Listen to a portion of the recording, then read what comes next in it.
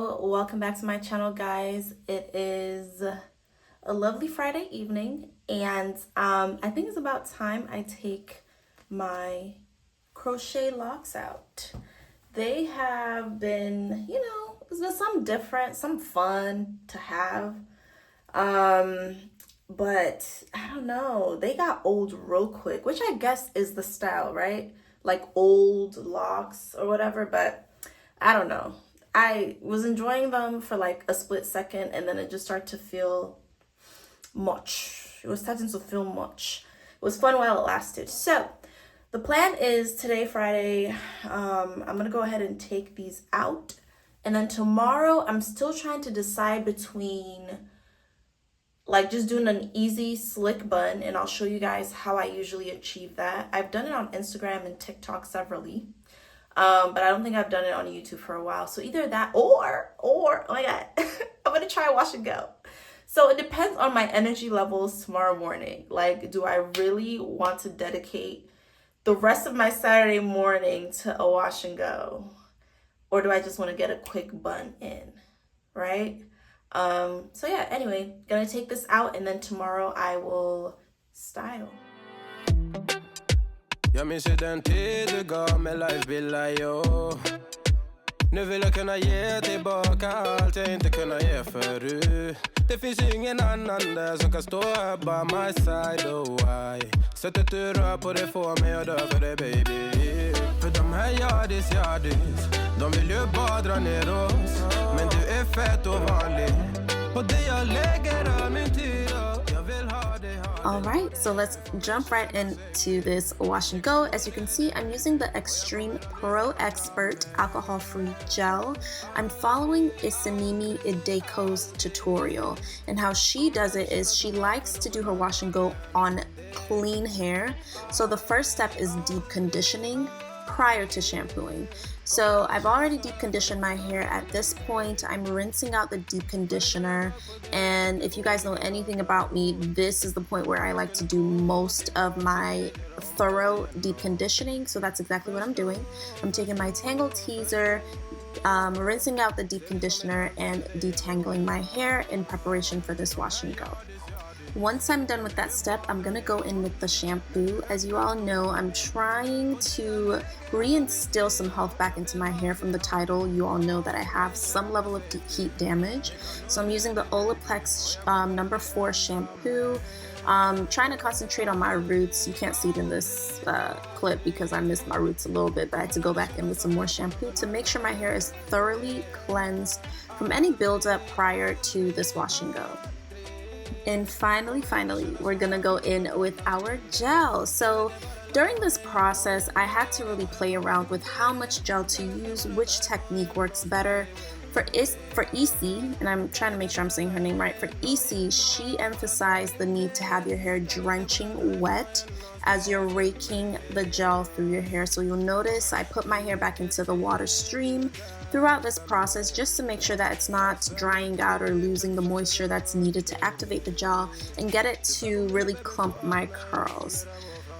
Where I believe I fell short is you can see the sections I'm working with are relatively large. I think in order to get my roots more defined and get more clumping with my curls, I'd like to try using smaller sections. The other thing that you'll notice I do moving forward is going in with my detangler to try to define the curls a little bit more. So this works very well for the ends of my hair where the texture is looser due to, heat.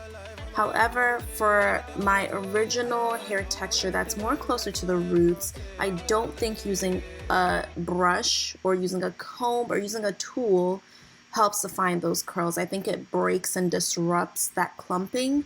So that's where I think I made a mistake here. And you'll notice once this dries up that the roots are a little bit frizzy and the ends is where you see more of the definition. So if I were to do this again, which I plan to, I would number 1, do smaller sections. Number 2, don't use a detangler, just use my fingers and try to focus more of the products on my roots and not so much the ends of my hair. Okay, so my hair has air dried. I would say at this point it is maybe like 60% dry. The ends are definitely dry, but if you stick your hand in here, it'll be like a glob of wet gel.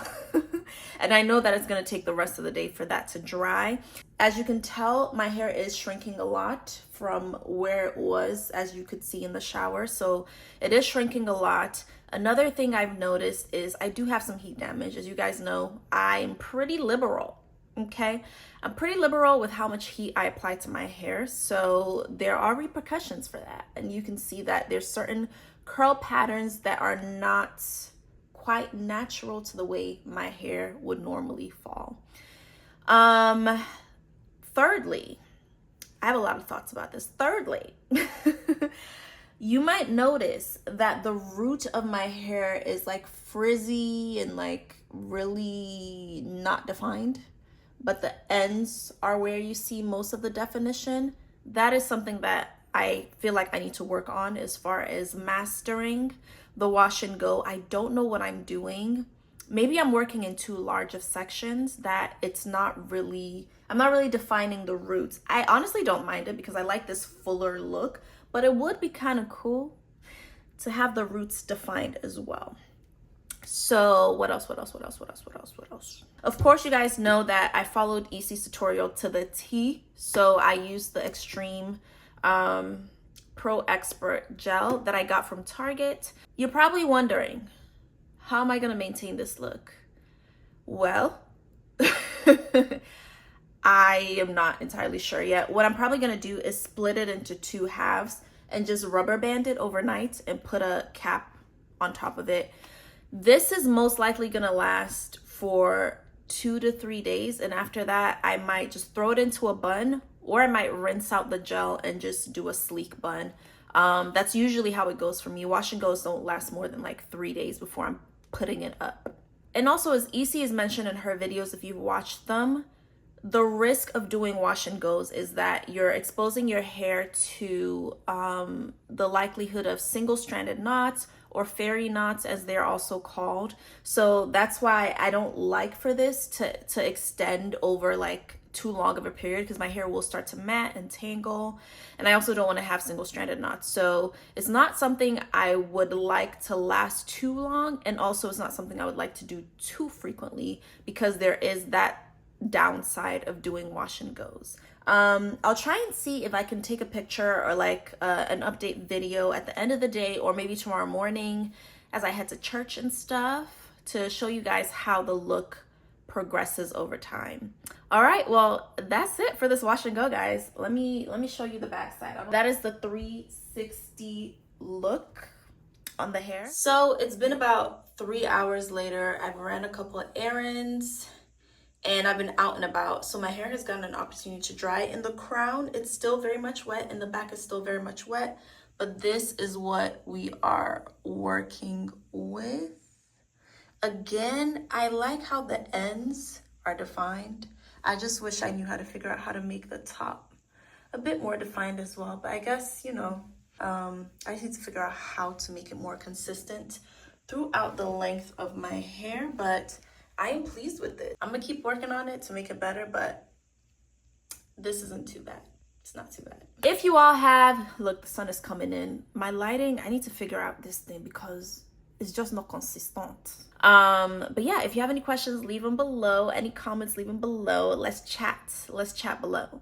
All right, and I will see you guys in my next video. Bye.